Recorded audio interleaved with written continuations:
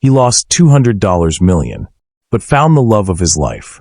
At 3 a.m., the Bridge Diner is almost empty, its neon light flickering across fogged windows. Benjamin Harrison sits in the corner, a man who once owned the city. His tailored suit is creased, his hair untidy, and the sparkle of his watch only reminds him of everything he's lost. He stares out toward the East River, carrying the weight of a life that slipped away. Not long ago, he was worth billions, engaged to a woman whose beauty filled magazine covers and whose presence turned every head in Manhattan. Now he sits alone, his world reduced to bitter coffee in a chipped mug. Grace Martinez moves quietly between tables, her steps heavy after a 14-hour shift. She stops at his booth, refills his cup with a tired smile, and in her exhaustion, her body leans against his shoulder. For a moment, time stands still. He doesn't pull away. The warmth of her closeness breaks through the loneliness that has defined his nights. This unexpected touch will become the beginning of a love neither of them saw coming. Where are you watching from tonight? Hit subscribe, because tomorrow I'll bring you another unforgettable story you won't want to miss. Let us begin. Benjamin Harrison had been raised to believe in strength, in control, in always being one step ahead of everyone else. By the time he was 35, his name was whispered with awe across Wall Street. Harrison Capital was his creation, a firm that thrived on bold plays, risky bets, and a talent for seeing opportunity where others hesitated. He didn't inherit his wealth, he built it. By the summer of 2022, he was worth over $2 billion, lived in a glass-walled penthouse overlooking Central Park, and was engaged to Catherine Pemberton, the darling of New York society. Catherine was elegance embodied. She came from an old-money family that had watched Benjamin's rise with a mix of fascination and envy. To her friends, their engagement was a union of ambition and beauty, a perfect pairing to crown the next generation of Manhattan's elite. Catherine wore the diamond ring he had given her as if it had always belonged on her hand, and Benjamin believed that in her, he had found both love and status. But beneath the glittering surface, the ground was shifting. The financial climate of 2023 was brutal. Investments that had once seemed unstoppable, cryptocurrency firms, artificial intelligence startups, cutting-edge tech ventures, collapsed almost overnight. Billions in market value disappeared in weeks, and Harrison Capital was left overexposed, tangled in collapsing portfolios. Every phone call seemed to carry worse news than the last. By spring, Benjamin's fortune had fallen from billions to 50 million, a number that once would have sounded vast, but now felt like failure. The media feasted on his downfall. Headlines screamed across financial pages. Harrison's folly, the billionaire who bet wrong. From market genius to market casualty. Photographers waited outside his office, and every mistake was magnified, every choice questioned. Friends who had once toasted him in private clubs stopped returning calls. Former allies distanced themselves quickly, unwilling to be tied to a sinking ship. For Benjamin, the losses were more than numbers on a screen. Every dollar represented employees who had trusted him, startups that had believed in his vision, families whose futures were suddenly uncertain. His empire had been built on confidence, but now, that same empire demanded answers he didn't have. Nights became sleepless, days a blur of damage control. He walked the halls of Harrison Capital like a ghost, a man who had commanded power but now carried the quiet shame of defeat. The sharpest blow came at home. In their penthouse, with its sweeping views of Central Park and walls lined with modern art, Catherine's eyes no longer held the warmth they once did. At first, she offered reassurance, telling him they would weather the storm, that his brilliance would restore everything. But as the headlines worsened and her friends whispered at cocktail parties, her patience thinned. One night, after yet another day of losses, Benjamin returned to find Catherine waiting in the living room. She was dressed immaculately, as always, but her expression was cold, detached. "Ben," she said softly, "I can't do this anymore." The words hit harder than any headline. He tried to reason with her. He promised he would rebuild, that this fall was temporary, that what they had was more than money. But Catherine shook her head. Her gaze flicked toward the city skyline, as though weighing her future against his collapse. "I didn't sign up for this," she whispered. "You were supposed to be untouchable. I can't. I won't be dragged down." She removed the diamond ring and set it on the glass table between them. Its sparkle seemed cruel under the apartment lights. Without another word, she turned and walked away, heels clicking against the marble floor until the sound disappeared. Benjamin sat in silence, the city spread out before him, brighter than ever yet impossibly distant. He had lost his fortune, his reputation, and now the woman he believed would stand by him through anything. That night marked the true collapse of Benjamin Harrison's world. The empire was gone, the love he trusted had crumbled, and for the first time in his life, he felt utterly alone. After Catherine walked out, the penthouse became unbearable. Every polished surface, every panoramic view, carried the memory of what had been lost. Within weeks, Benjamin was forced to sell the apartment, the luxury cars, and the art he had once collected with pride. The possessions that had once defined his success were stripped away, one transaction at a time. By summer, all that remained was a modest studio in Brooklyn Heights, a single room with creaking wooden floors, a narrow window overlooking an alley, and a mattress pressed against the wall. He told himself it was temporary, that he would rebuild.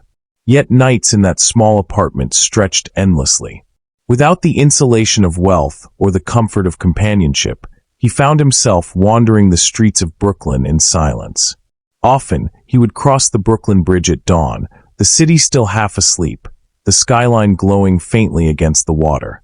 The bridge became both punishment and escape, a reminder of the empire he had lost across the river and a strange comfort in its constancy.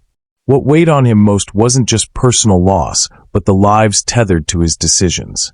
Harrison Capital had employed hundreds. Layoffs rippled through the company when investments collapsed. Families who had trusted him were now struggling, their futures uncertain. Each headline about his fall carried the unspoken names of people who had believed in him. That guilt followed him with every step, heavy enough to press into his bones. His days were quiet, consumed by endless calculations that led nowhere. His nights were restless, his thoughts circling through failure and regret. By the third month in Brooklyn Heights, the sleeplessness had become unbearable. That was when he stumbled into the Bridge Diner. It was 3 a.m, a Tuesday. The streets were nearly empty, but the diner's neon sign buzzed weakly in the dark. Inside, the booths were cracked, the menu worn at the edges. Yet in that place, he found a kind of anonymity that soothed him. No one cared about Harrison Capital. No one whispered about Catherine. To the night staff, he was just another customer ordering black coffee. He became a regular without meaning to. 3 nights a week turned into 5, sometimes more. The waitresses came to know his order, the cook nodded at him without words, and the hum of the diner's old ceiling fan became part of his new life. There was a comfort in the repetition, in being no one of importance. It was on one of those nights that Grace Martinez entered his story. She was working a double shift, her apron stained from hours of balancing plates and coffee pots. Her dark hair was tied back, strands slipping loose as exhaustion etched itself across her face. Benjamin watched her move from table to table, her steps heavy yet determined. There was a quiet resilience in the way she carried herself, even as her body begged for rest. When she reached his booth, she refilled his coffee with hands that trembled slightly. He looked up for the first time, really seeing her. She offered a faint smile, tired but kind. He nodded, returning the gesture, though words failed him. Minutes later, as the night pressed on, she stopped to rest near his booth. Without warning, her body gave in to exhaustion. She leaned against him, her head falling gently onto his shoulder. Benjamin froze, startled by the sudden closeness. Her breath was steady, her weight light yet undeniable against him. He could have shifted, could have woken her, but he didn't. For the first time in months, he didn't feel alone. The diner was quiet, the city beyond its windows silent. In that fragile moment, a man who had lost everything found the faintest spark of connection. a reminder that even in the deepest shadows of defeat, life had a way of offering unexpected light. He didn't know her name yet. He didn't know the battles she was fighting. But as Grace rested unknowingly on his shoulder, Benjamin felt something he hadn't in months: the possibility of beginning again. Grace didn't remember falling asleep on his shoulder that night, but Benjamin did. It stayed with him long after she woke, embarrassed, apologizing with hurried words before rushing off to serve another table. For the first time in months, he had felt something other than regret. He had felt needed, if only for a moment. Over the next few weeks, they began exchanging small words across the counter. At first, it was simple: rough night, or coffee refill? But gradually, their conversations stretched further. Grace's voice carried warmth despite her exhaustion, and Benjamin found himself listening more than speaking. One night, curiosity got the better of him. "Do you ever sleep?" he asked as she poured his coffee. She laughed softly, tucking a loose strand of hair behind her ear. "Not as much as I should. Between work and my family, there's always something." That was the first time she told him about Sunset Park. About her mother, who worked as a home aide despite chronic back pain. About her younger brother, still in high school, who dreamed of becoming an architect but struggled with tuition fees. And about her own dream, one she rarely shared anymore. "I wanted to design clothes," she admitted quietly. "I got into Parsons. But tuition was too much, and my family needed me more. So I came back home, started working. Fashion became a sketchbook I keep under my bed." Benjamin listened, surprised by how much her story stirred him. Here was someone who had sacrificed her own ambitions to hold her family together. He thought of the people who had once depended on him, the employees whose livelihoods he had risked chasing profits. Grace's sacrifices weren't for recognition or wealth, they were acts of love. That night, when he left the diner, he felt lighter. Their conversations grew more personal as the weeks passed. Grace began to ask him questions too, about what he used to do, where he came from. At first, Benjamin hesitated, reluctant to admit how far he had fallen. But her eyes held no judgment. When he finally confessed, speaking of the billions he once commanded and the empire that crumbled, she didn't recoil. Instead, she said softly, "Money doesn't make a man. How he treats people does." Her words stayed with him. Soon, their connection spilled beyond the diner. On mornings when she finished her shift, Benjamin would walk with her to the Brooklyn Heights promenade. Together they watched the sunrise, the Manhattan skyline glowing in the distance. Grace would talk about small things: the smell of her uncle's bodega when fresh bread arrived, the garden her neighbors tended in the community lot, the mural painted on a Sunset Park wall that always made her smile. Through her, Brooklyn came alive in a way Benjamin had never noticed. For years, his world had been glass towers and penthouse views. Now he saw value in places he had once overlooked. A corner store that held a family's entire livelihood. A community garden that brought neighbors together. Simple things, ordinary things, yet profoundly meaningful. Grace didn't realize it, but she was slowly pulling him back from the edge of despair. She challenged the way he saw success. For the first time since his fall, Benjamin began to care about someone other than himself. He cared whether Grace was eating enough, whether her mother's back pain was manageable, whether her brother's tuition would ever be possible. One early morning on the promenade, as they leaned against the railing, Grace shivered slightly in the cold air. Without thinking, Benjamin shrugged off his jacket and placed it around her shoulders. She looked at him, surprised, then smiled in a way that reached her eyes. "You don't have to do that," she said. "I know," he replied quietly. "I want to."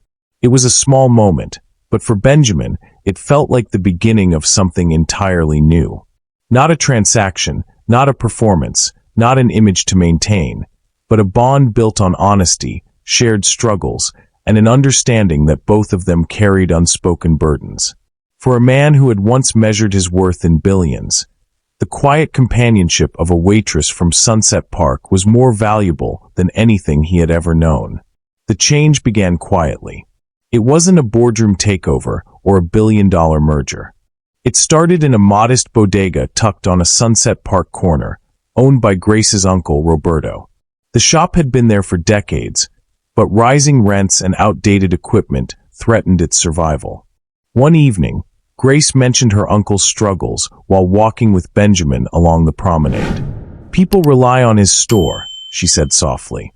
"It's not just groceries. It's where neighbors gather, where families trust him to give them credit when times are hard. If it closes, it won't just be about losing a business. It will be about losing part of the neighborhood." Her words stayed with Benjamin. For the first time since his empire collapsed, he felt a flicker of his old instincts, but different. This wasn't about chasing profit margins or impressing shareholders. It was about preserving something meaningful. Within weeks, Benjamin put together a small investment plan. No extravagant contracts, no predatory interest. Just fair terms, equipment upgrades, and a plan to expand Roberto's shelves to include fresh produce and locally sourced goods. Roberto was hesitant at first, but Grace vouched for Benjamin. "He's not the man the newspapers wrote about," she said. "He's changed."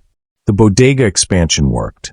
Foot traffic grew, word spread, and soon the store became more profitable than ever. For Benjamin, the victory wasn't measured in millions, but in the gratitude etched on Roberto's face when customers poured in. It was the first time success felt human. From there, the idea snowballed. Benjamin began seeking out struggling small businesses in Brooklyn and Queens, family-owned restaurants, small manufacturing shops, and even a young fashion startup run by two sisters Grace introduced him to. Each time, he applied the same principle: partnership, not exploitation. He invested modestly, advised when asked, and always emphasized sustainability. The results surprised even him. The restaurant he backed expanded into 2 locations. The manufacturing shop grew from 10 workers to 40. The fashion startup, once operating out of a cramped apartment, launched a boutique that caught the eye of local press. Word spread through the boroughs. Benjamin Harrison wasn't the fallen tycoon Wall Street mocked anymore. He was becoming a different kind of investor, one who cared about relationships, who built trust before profits. As months passed, the numbers reflected the transformation. His net worth, once a shadow of its former self, steadily climbed back above $100 million. Yet what mattered more to him was not the wealth itself, but the way it was earned. Every dollar came from businesses that breathed life into communities, businesses that created jobs and gave families hope. Grace noticed the change in him. Where once he carried himself with bitterness, now he walked lighter. He began to talk less about the life he had lost, and more about the lives he was helping shape. She teased him about spending more time in corner bakeries than corporate boardrooms. "You've gone from shark to shepherd," she said one morning with a smile. Benjamin chuckled. Maybe it took losing everything to figure out what actually matters. His complete transformation was undeniable. The man who once valued skyscrapers and stock tickers now valued bodegas, gardens, and startups with heart. He no longer measured his worth by magazine covers or elite galas, but by the look of pride on a restaurant owner's face when they paid their staff on time, or the joy in a family when their small shop survived another year. Brooklyn had given him something Wall Street never could, a reason to care beyond himself. And Grace, with her patience, her honesty, and her quiet strength, had given him the courage to start again. This wasn't just a financial resurrection. It was the rebirth of a man who discovered that real wealth came from lifting others up. Their connection began with small moments. Conversations over coffee at the diner, quiet walks along the promenade, the comfort of knowing someone was truly listening. What started as companionship slowly unfolded into something deeper. Benjamin found himself waiting for Grace's shifts to end, not because he was lonely, but because her presence filled a space in him that money and status never could. Grace, too, noticed the change. She saw the way Benjamin listened when she spoke about her family or her dream of returning to fashion design. Unlike others, he never brushed off her ambitions as impractical. Instead, he encouraged her. For the first time since she left Parsons, Grace allowed herself to believe her passion could be more than a memory. Their first official date came in April, during the Cherry Blossom Festival at the Brooklyn Botanic Garden. The trees were bursting with soft pink petals, and the air carried the gentle hum of families, couples, and children marveling at the blooms. Grace wore a simple white dress with a denim jacket, while Benjamin, though dressed sharply, seemed more relaxed than he had in years. "You brought me to the most beautiful place in the city," Grace said as they strolled under a canopy of blossoms. "No," Benjamin replied, glancing at her with a quiet smile. "I just brought the most beautiful person here." Her cheeks warmed, and for a moment she couldn't find the words. But in her silence, her hand found his. That day, they laughed freely, sharing stories about their childhoods. Hers filled with family gatherings in Sunset Park, his shaped by privilege but marked by loneliness. Under the blossoms, their differences didn't matter. What mattered was how they made each other feel, understood, seen, and valued. As their relationship deepened, Benjamin wanted to give more than just affection. He wanted to help Grace reclaim her dream. One evening, in his small Brooklyn Heights apartment, he cleared the kitchen table and spread out paper, pens, and his laptop. "What's this?" Grace asked, setting down the takeout containers she had brought. "Your business plan," Benjamin replied. "You've told me about your designs, your vision, your passion. It's time to put it on paper. If you're willing, I'll help you build it." Grace hesitated. "I don't want you to feel like you have to." "I want to," he interrupted gently. "This isn't charity, Grace. This is me believing in you." They spent hours sketching ideas, calculating costs, and mapping out steps. Grace's creativity poured onto the page while Benjamin provided structure and strategy. The combination of her vision and his business acumen felt natural, as though their strengths were made to complement one another. Weeks later, she registered her fashion line, starting with small collections produced in collaboration with local seamstresses. Benjamin helped secure suppliers, but it was Grace who guided the designs, ensuring every piece reflected her voice. The pride in her eyes when she held her first completed garment was something Benjamin would never forget. It was during this time that Benjamin realized he didn't just love Grace. He wanted to spend the rest of his life with her. Months passed, their bond only growing stronger, until one evening he led her back to the Brooklyn Heights promenade, the place where she had first fallen asleep on his shoulder. The Manhattan skyline stretched before them, glittering across the East River. The night air was cool, carrying the sound of water against the piers below. Grace leaned on the railing, lost in the view, when Benjamin quietly dropped to one knee behind her. When she turned, her eyes widened, and her hand flew to her mouth. "Grace Martinez," he said, his voice steady but filled with emotion. "The night you leaned on me, I thought I had nothing left.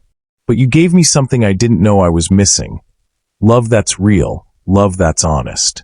You've shown me that life is about more than wealth or power. It's about the person standing beside you. Will you marry me?" Tears welled in her eyes. She nodded before she could even speak, finally whispering, "Yes. 1,000 times yes."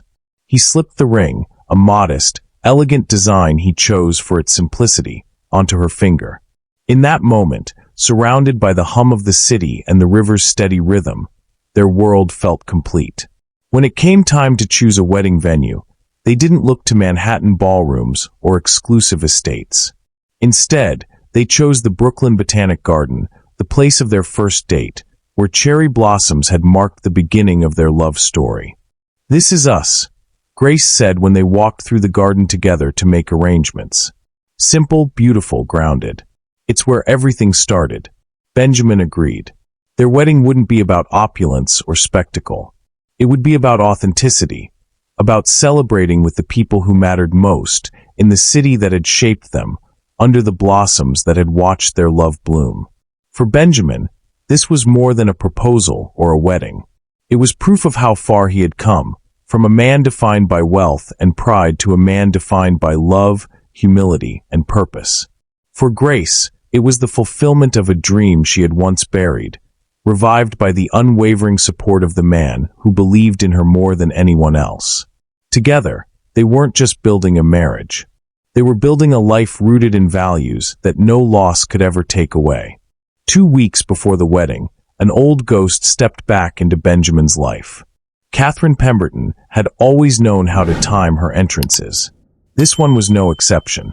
A bouquet of rare white orchids arrived at Benjamin's Brooklyn Heights apartment. The card unsigned, but the message unmistakable. Thinking of you. Always. Grace found the flowers first. She raised an eyebrow, set them on the counter, and said nothing. Benjamin, however, needed no explanation. Catherine had decided to reappear. Her campaign began subtly. He would cross Madison Avenue on his way to a meeting, and she would coincidentally be there, stepping out of a chauffeured car in a designer dress, all elegance and poise. Once, he left the diner at dawn only to find her waiting outside, pretending surprise at their encounter. "You look tired," she said softly, her hand brushing his arm. "You don't belong here. You belong with me, with us. You don't have to throw away everything you built." But Benjamin no longer felt the pull of her words. The man who once measured life in market shares and parties at penthouses had been replaced by someone who found meaning in Grace's laughter, in the small businesses he helped grow, in the community that had embraced him. When flowers and chance meetings failed, Catherine escalated.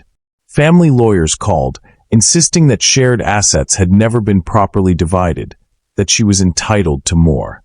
Invitations arrived for exclusive events at old haunts. The Metropolitan Gala, the Union Club, the places where Benjamin had once been a fixture. Finally, she arranged the ambush. An invitation appeared, printed on thick cream cardstock. Lunch at the Union Club. Old friends wished to reconnect. Against his better judgment, Benjamin went, not for her, but to face what he had once been. The Union Club dining room was just as he remembered. Polished wood, discreet staff, the quiet hum of wealth on display. At the long table sat men he had once called colleagues, some of whom had avoided him when his empire collapsed. Catherine stood at the center, radiant, greeting him with open arms as though nothing had ever broken between them. "Ben," she said, her voice carrying across the room. "You've been missed." The associates chimed in, offering toasts, laughing too loudly, speaking of opportunities on Wall Street, hedge funds, new ventures. They painted pictures of the life he once lived, dangling power and prestige, as if they could lure him back with promises of glory. Catherine leaned close, her perfume familiar, her voice a whisper only he could hear. "You could have all of this again. The city at your feet. The influence. The respect. All you have to do is walk away from that, diner girl. She'll never understand this world. But I do." Benjamin sat quietly for a moment, the weight of the past pressing in. He looked around the table at men who had once applauded his every success, who had turned their backs the moment the numbers shifted. He remembered the emptiness of champagne toasts, the hollow victories, the cold silence of a penthouse that felt more like a museum than a home. Finally, he pushed his chair back. The room fell silent. "You're right," he said slowly, meeting Catherine's gaze. "Grace will never understand this world. Because she understands something better. She knows what loyalty means. She knows what it's like to stand by someone when there's nothing left to gain. None of you here can say the same." A murmur rippled through the table. Catherine's confident smile faltered. Benjamin continued, his voice steady. "I lost everything once because I thought success meant being at this table. I was wrong. Success isn't measured in billions or headlines. It's measured in the life you build with someone who truly loves you. I've found that with Grace. And nothing you or anyone else says will ever change that." He placed his napkin neatly on the table, nodded politely, and walked out. The heavy doors of the Union Club closed behind him, not with regret, but with finality. Catherine's mask cracked. For the first time, she realized she had no hold on him anymore. Her beauty, her charm, her calculated games, none of it mattered. He had chosen a life that didn't include her, and no scheme could undo that. In the days that followed, her attempts grew more desperate. Another bouquet arrived, this time roses. A voicemail left late at night, her voice trembling, confessing she still loved him. A note slipped under his door, written in her elegant hand, "You're making a mistake." Benjamin didn't respond. He didn't need to. Each gesture only confirmed how firmly he had moved on. His silence was not cruel, it was resolute. Catherine, once the woman who embodied everything he thought he wanted, had become a reminder of the man he never wanted to be again. For all her efforts, she could not compete with the simple truth. Love built on power and appearances had no place beside the love he now shared with Grace. A love rooted in honesty, respect, and shared dreams. As the wedding approached, Catherine vanished as abruptly as she had appeared. Perhaps she retreated to protect her pride, perhaps to scheme anew, but it no longer mattered. Benjamin didn't look back. With Grace by his side, he looked only forward, toward a future no amount of wealth or manipulation could replace. The morning of their wedding broke crisp and golden, the air carrying the cool clarity of early autumn. At the Brooklyn Botanic Garden, staff and friends hurried to prepare the Japanese hill and pond garden for the ceremony. Maple leaves had turned to shades of scarlet and amber, framing the wooden bridge and reflecting softly on the pond's surface. It was a setting that spoke not of grandeur, but of peace, a place that mirrored the love Benjamin and Grace had cultivated. Inside a small dressing room, Grace stood before a mirror, her handmade gown catching the soft light. The dress was simple yet striking, stitched with care during countless late-night hours after double shifts. The fabric flowed gently at her sides, embroidered with delicate blossoms that honored both her creativity and her family's heritage. Her mother clasped her hands, whispering blessings through tears, while her younger sister adjusted the veil with nervous pride. Guests began to arrive, about 150 in all. Neighbors from Sunset Park, fellow small business owners from Brooklyn and Queens, employees Benjamin had helped place after his company's collapse, and even a few former rivals who respected the man he had become. Instead of society elites, the gathering reflected the community they had chosen to embrace, every face in the crowd tied by loyalty, friendship, or gratitude. Benjamin stood at the front of the garden, his suit sharp but understated, chosen not for price but for fit and meaning. He clasped the hand of Grace's uncle, the man who had given him his first chance to rebuild, and felt an unshakable calm. Gone were the nerves of high-stakes deals or boardroom battles. This was different. This was real. The music began, carried gently by strings. Guests rose as Grace walked the stone path across the garden bridge. Each step seemed to silence the world, her gaze locked on Benjamin's. He felt his chest tighten, not with fear but with the overwhelming certainty that everything in his life, the loss, the nights of wandering, the diner at 3 a.m., had led to this exact moment. They reached the heart of the garden, surrounded by blazing maples and quiet water. The officiant welcomed the guests, speaking of love that endures, of partnerships built on trust and humility. Benjamin and Grace exchanged vows they had written themselves. His words marked by gratitude for a second chance, hers by unwavering belief in the man she had seen even when he couldn't see himself. Just as the officiant moved to the familiar words, "If anyone has reason why these two should not be joined, speak now or forever hold your peace." A voice cut through the stillness. "I do." Gasps swept the crowd. Guests turned to see Catherine Pemberton stepping forward, her heels clicking against the stone path. She was flawless as ever, a vision in a designer gown, her expression defiant and desperate all at once. "You can't marry her, Benjamin," she declared, her voice sharp against the autumn air. "This isn't who you are. You belong with me. With us. You don't throw away a lifetime for some fleeting dream." Murmurs rippled through the guests, some rising halfway from their seats. Grace stood motionless, her hand still in Benjamin's, her eyes steady on him. She didn't flinch, didn't retreat. Benjamin turned slowly to face Catherine. For a heartbeat, the garden seemed suspended in silence. The man who had once been captivated by her power and beauty now saw only the emptiness behind her words. He released Grace's hand, not to leave her side, but to step forward and address Catherine directly. His voice carried across the garden, firm yet free of anger. "You're right, Catherine," he began. "This isn't who I was, but it is who I am now. The man you knew measured his worth in headlines and stock prices. He lived for parties, for applause, for being seen. That man destroyed himself.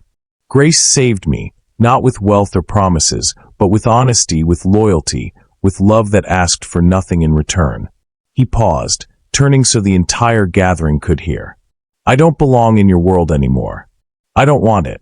I belong here, with Grace, with this community, with a life built on something real. You had your chance, and when everything fell apart, you walked away. She stayed. She believed. That's the difference between the past and my future. Applause erupted from the guests, the sound echoing through the garden. Catherine's face flushed, her composure unraveling beneath the weight of his words. She opened her mouth as if to reply, but no words came. Her heels clicked again as she turned sharply and strode down the path, vanishing through the maple trees. Benjamin returned to Grace, taking her hands in his once more. I choose you every day for the rest of my life, he said softly, though everyone heard. Tears shimmered in Grace's eyes, but her smile was radiant. The officiant, smiling himself, raised his voice. Then let us continue. By the power vested in me, I now pronounce you husband and wife. When Benjamin kissed Grace, the garden erupted in cheers. The maples blazed brighter in the afternoon sun, as though nature itself celebrated their triumph. The garden was still humming from Benjamin's declaration when the officiant pronounced them husband and wife. For a long heartbeat, everyone held their breath, and then Grace's uncle leapt to his feet, clapping so hard it echoed like thunder. Soon the entire crowd rose with him, a standing ovation that wrapped the newlyweds in waves of approval and joy. What Catherine had meant as a disruption became a catalyst for unity. Their friends, neighbors, and partners made it clear. Benjamin and Grace's love was not only accepted, it was celebrated. As the cheers filled the autumn air, Catherine's heels clicked briskly along the stone path, her once regal posture stiff with defeat. Guests parted without a word, granting her a silent corridor through which to leave. She kept her eyes fixed forward, refusing to meet the stares of those who had witnessed her interruption crumble so publicly. Near the garden's exit, Benjamin's sister, Margaret, intercepted her. Unlike the others, she did not cheer or jeer. She simply placed a hand lightly on Catherine's arm, her voice calm but firm. You know, Catherine, power and admiration can fill a room, but they can't fill a life. What you saw today, that's what lasts. Real love isn't conquered, it's given freely. If you ever find it, I hope you'll recognize it before it slips away. Catherine's lips tightened, but she offered no reply. She pulled her arm free and disappeared into the crowd beyond the gates. For Benjamin and Grace, she ceased to matter the moment she was gone. The reception unfolded beneath a canopy strung with soft lights near the garden's palm house. Instead of gilded decor or towering ice sculptures, the celebration was woven together by authenticity. Tables laden with food from neighborhood caterers, wine from a local family-owned vineyard, music provided by a jazz trio that had once played for tips on subway platforms. Guests laughed, hugged, and danced with abandon, their joy unrestrained. Grace's uncle raised a glass, his words brief but heartfelt. This isn't just a wedding. It's proof that love and loyalty are worth more than all the money in Manhattan. To Grace and Benjamin, may your life together keep showing us what really matters. The room erupted in applause again, glasses clinking as the couple exchanged a smile that needed no words. When it came time for the first dance, the jazz trio struck their opening notes, familiar and soulful. Grace and Benjamin stepped into the center of the floor, moving slowly to at last. Her gown swept gently as he held her close, his hand at the small of her back, her head resting against his chest. For those watching, the moment seemed suspended in time, the struggles, the losses, the doubts of the past giving way to the certainty of love fulfilled. Through the glass walls of the Palm House, the Brooklyn Bridge loomed in the background, its lights glittering against the night sky. Benjamin caught sight of it over Grace's shoulder and felt a rush of memory. His lonely dawn walks across that bridge when he had nothing left but regret. Now, with Grace in his arms, the bridge no longer symbolized loss. It symbolized crossing into a future that was theirs to build together. As the song came to a close, guests crowded the floor, joining the couple with laughter and shouts of delight. Children wove between the dancers, elderly couples swayed gently, and friends raised phones to capture moments destined to become cherished memories. Later, as the night mellowed and the newlyweds slipped outside for a quiet breath, Benjamin spoke softly. "All my life I thought wealth was about possession. Today proved it's about connection, to you, to family, to this community. That's the only kind of fortune I never want to lose again." Grace touched his cheek, smiling with quiet certainty. "And you never will, because we'll guard it together." The story of their wedding spread far beyond Brooklyn, carried by word of mouth, social media posts, and the testimonies of those whose lives Benjamin had helped rebuild. But for the couple themselves, the truest victory was not in public recognition. It was in the private knowledge that they had chosen each other freely, with open eyes and open hearts. Their journey was a reminder. Loss can strip a man of everything but his essence. And when that essence is met by love, honest, unyielding, real, it can transform not just one life, but countless others. So as their guests cheered, their community thrived, and their future stretched before them, one truth rang clear. The greatest empire Benjamin ever built was not made of steel or stock, but of faith, love, and community. This incredible journey from heartbreak to true love shows us that sometimes our greatest losses lead to our most beautiful beginnings. Where are you watching this story from tonight? Drop your location in the comments below and hit that subscribe button. Tomorrow I have another amazing story that will touch your heart just like this one did. Your support means everything and helps us continue bringing you these powerful, life-changing stories.